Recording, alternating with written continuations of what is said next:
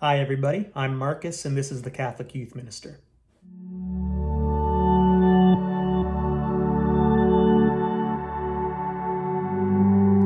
So today's question is, does it matter what Jesus looked like?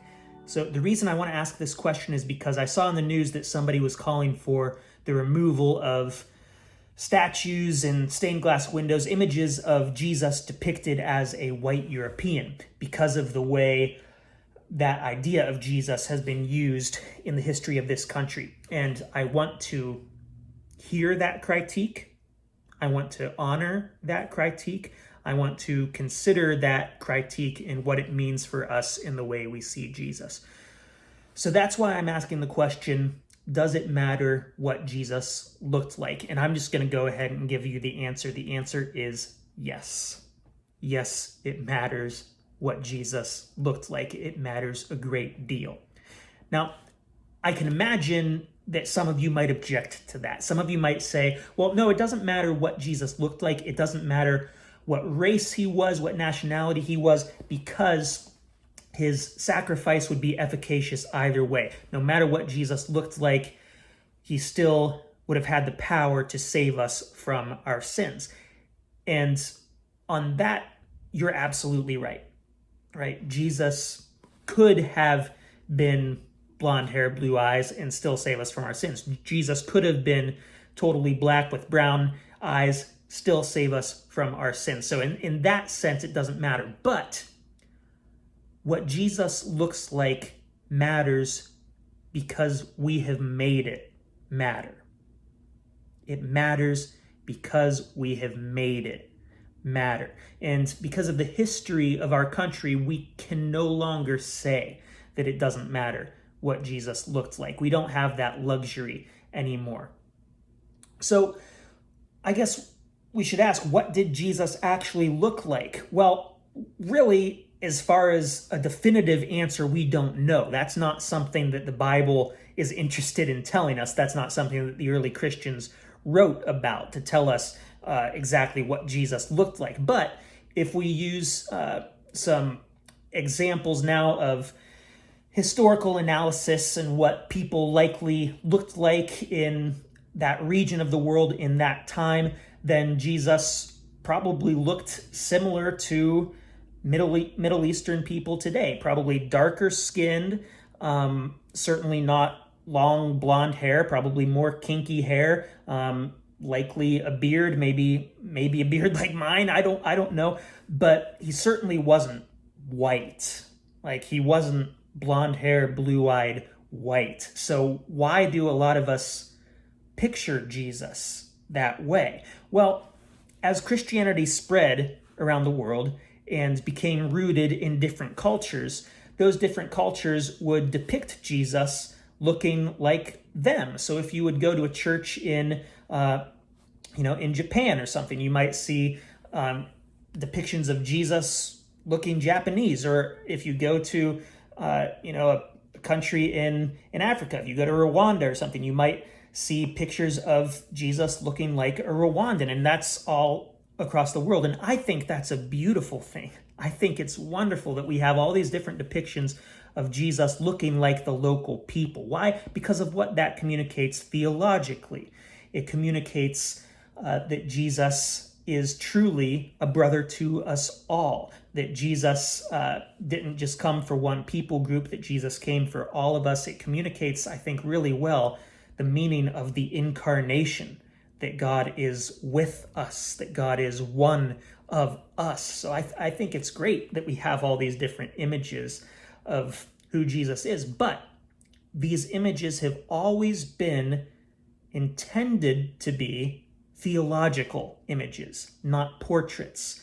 It's not like an artist was sitting down and saying, I'm going to try to depict exactly what Jesus looked like. No, it was, okay, I want to depict Jesus as king, or I want to depict Jesus as peacemaker, or I want to depict Jesus as judge, or I want to communicate some particular theological truth about Jesus in this way. So that's why in the Middle Ages you would have some artists just use local people as their models to draw off what their image of Jesus would be. Why? Because they weren't interested in having a historically accurate image of what Jesus looked like. They were interested in communicating some sort of theological truth through that image. And that's how these images have been used in our history. So the problem comes in, especially in this country, in the United States, when we take one of those images and deify it.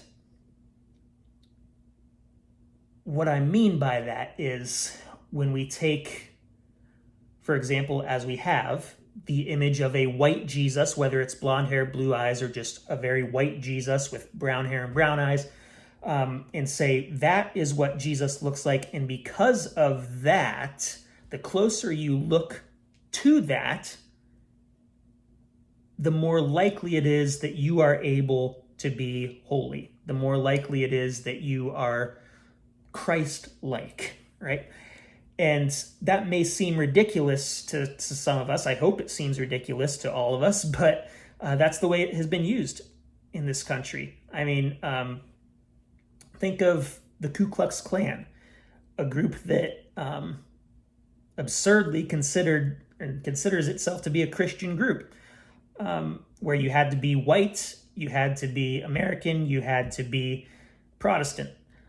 So they would target and still target black people the most, but also would target Jewish people and would target Catholics. Why? Because they were different. A lot of the Catholics were immigrants, so Irish or something, and just didn't fit their model of what they thought purity was, because they saw this purity as their white skin, and that was about it. So they would take this image of Jesus, and I don't mean a literal image like a picture of Jesus. I mean image of a mentality of who Jesus is, of Jesus as this white person. And then they would say that this is what divinity looks like. And these other people who don't look like that then are lesser.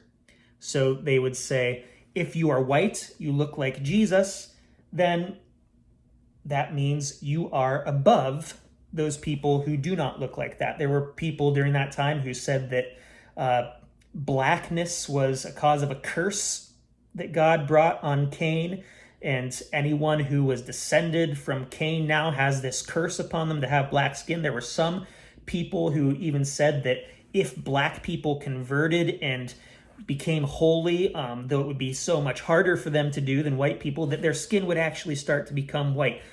Crazy things, crazy, awful things. But all of it stemming from the racism that was there, that was then put onto Christianity.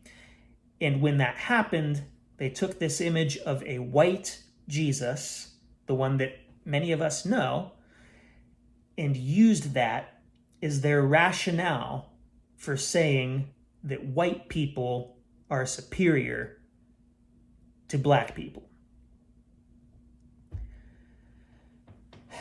So that is why it has become very important what Jesus actually looked like. I mean, can you imagine someone in the KKK worshiping a Jesus who looks like what Jesus actually looked like? It wouldn't happen. Of course they wouldn't, right? Because they believe that Jesus literally was white, and they believe that that means something. They believe that that communicates something about the relationship between skin color, nationality, ethnicity, what have you. It communicates something about the relationship between that and holiness.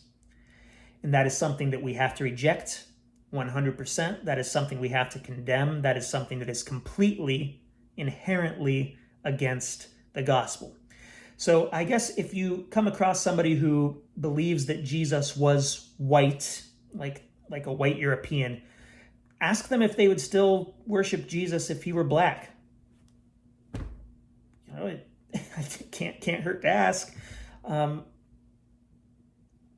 But the point is, Jesus was a dark-skinned man. Jesus was a refugee in Egypt. Jesus was someone who was unlawfully accused and condemned and murdered by the state. Jesus has a lot more historically in common with black people in this country than he does with white people in this country. And it's time for us to reclaim that and proclaim that. So I think that's all I have to say. So with that, please don't forget to like and subscribe. I'm Marcus, and this is the Catholic Youth Minister.